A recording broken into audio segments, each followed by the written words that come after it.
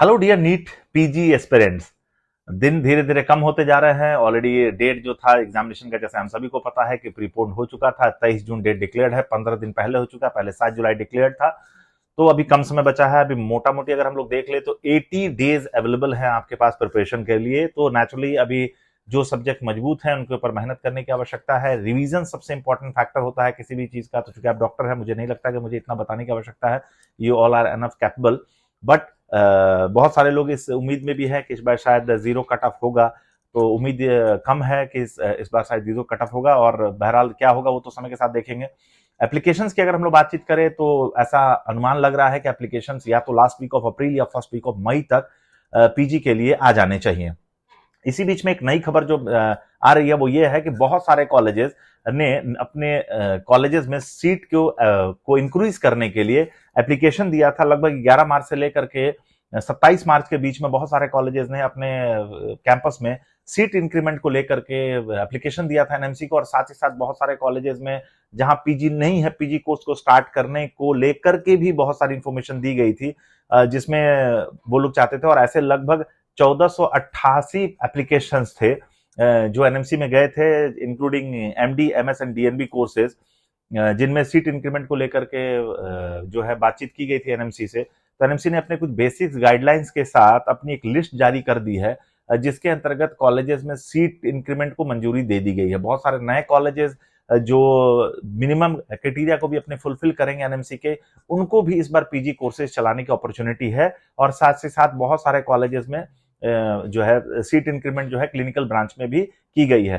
कितनी number of seat बढ़ी है? अनुमानतः लगभग 1990 के आसपास से लेकर के 2000 के आसपास सीट इंक्रीमेंट होगी।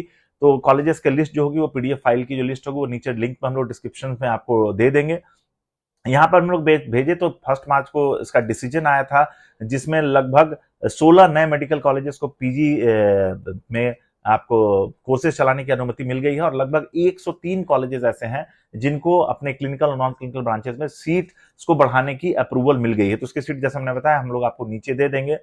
तो इसको समझना कैसे है कि इसका बहुत सारा असर पड़ेगा काउंसलिंग पे। नई सीटें आ रही है, नंबर ऑफ सीट्स बढ़ेगी, गवर्नमेंट कॉलेजेस में भी सीट बढ़ रही है, प्राइवेट कॉलेजेस में भी सीट्स बढ़ रही है।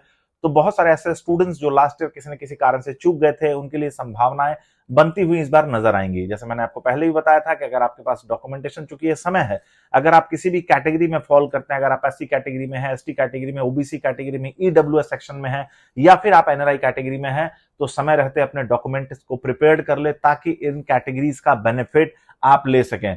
नए सीट्स बढ़ने, चुके जैसे पीजी में भी सीट्स बढ़ने का फायदा जो स्टूडेंट्स को मिलेगा ही। बहुत सारे स्टूडेंट्स ऐसे होते हैं जो शुरुआत में तो क्लिनिकल ब्रांच लेने के लिए रेडी नहीं होते हैं, नॉन क्लिनिकल लेने के लिए रेडी नहीं होते हैं, लेकिन लास्ट में जब उनको सीटें नहीं मिलती है तो फिर उन ब्रांचेस के लिए मूव करते हैं, जिनसे उनको अच्छे कॉलेजेस नहीं मिल पाते। क्योंकि नॉन क्लिनिकल ब्रांचेस में भी बहुत ज्यादा डिमांड पिछले कुछ दिनों में देखने को मिल रही है, क्योंकि इन ब्रांचेस में आप अगर देखेंगे तो कॉलेज में फैकल्टीज की भारी क्राइसिस है, और नॉन क्लिनिकल ब्रांचेस में भी फैकल्टीज के लिए काफी अच्छी अपॉर्चुनिटी है। तो आप अगर एक नीट पीजी एस्पिरेंट हैं और आप अगर लगातार प्रिपरेशन कर रहे हैं काफी समय से, और आपको अपना मनचाहा कॉलेज नहीं मिल पा रहा, ब्रांच नहीं मिल पा रहा, तो इस बार बेहतर संभावनाएं आपके लिए बनती हुई दिख रही हैं, क्योंकि नंबर ऑफ सीट्स बढ़ रहे हैं, नए कॉलेजेस आ रहे हैं।